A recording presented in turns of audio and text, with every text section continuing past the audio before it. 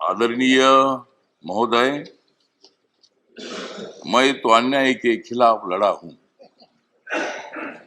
मैं तो अन्याय के खिलाफ लड़ा हूं, इसलिए आपको बधाई देने के लिए यहाँ खड़ा हूं। आपका अनुभव बहुत ही बड़ा है। आपका अनुभव बहुत ही बड़ा है, इसलिए आपने संघर्ष का पहाड़ चढ़ा है। मेरे पार्टी का मैं हूं अकेला। मेरे पार्टी का मैं हूं अकेला, लेकिन मेरे हाथ में है संविधान का पेला। मैं हूं मेरे पार्टी का अकेला, लेकिन मेरे हाथ में है संविधान का पेला। मैं तो हूं आपका सच्चा चेला। मैं तो हूं आपका सच्चा चेला, मुझे मत छोड़ो अकेला।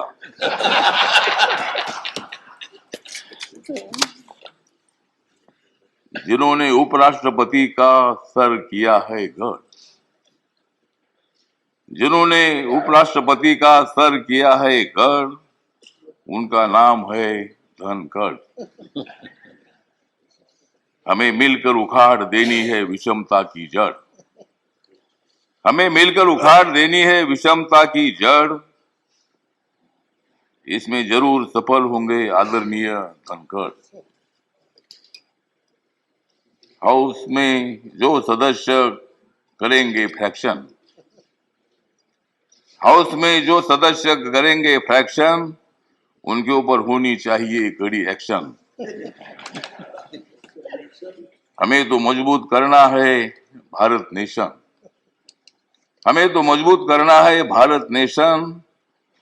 हंगामा करने की हमें नहीं चाहिए फैशन। तो हमें पूरा विश्वास है कि आप बहुत बड़ा संघर्ष करते करते यहाँ पहुंचे हैं। गांव से आकर किसान के बेटे के माध्यम से आप इतने बड़े उच्च पद पर आए हैं। इसमें आपका अनुभव, आपका बहुत बड़ा संघर्ष है। बहुत बड़ा काम आपने किया है। आपने पश्चिम बंगाल में गवर्नर का जो काम किया है, बहुत बड़ा वहाँ चैलेंज था। वहाँ काम करना बहुत बड़ा मुश्किल था, लेकिन आपने बंगाल में बहुत अच्छा काम किया है और बंगाल में अच्छा काम आपने किया है। इसीलिए आपको यहाँ लाने की कोशिश जरूर हुई है। मतलब आप एक संघर्षशील नेता है।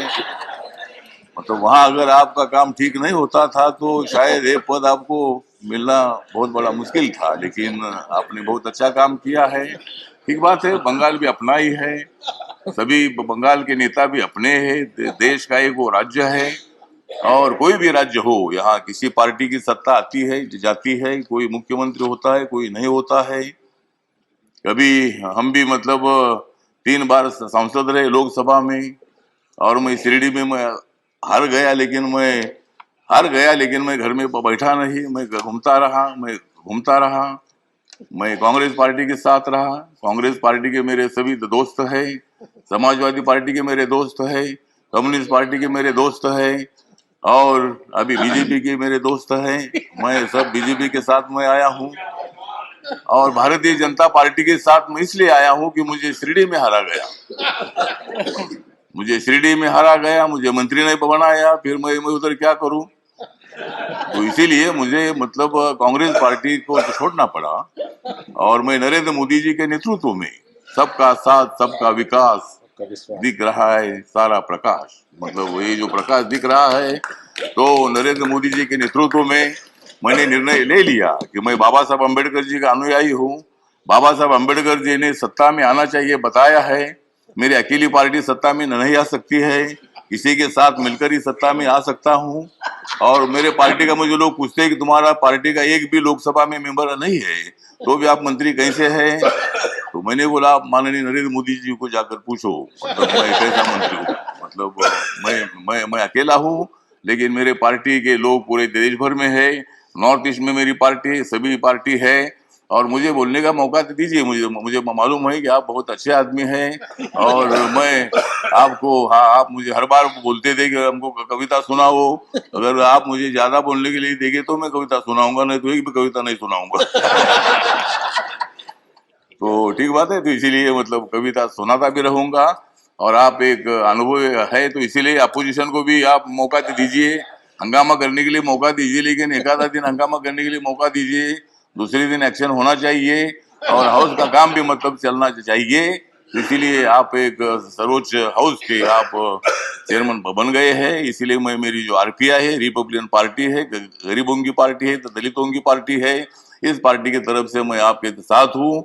मैं हमेशा आपको साथ देता रहूंगा, और आप मुझे बोलने का मौका देते रहो। जय जय भीम, जय भारत। डॉक्टर के केशव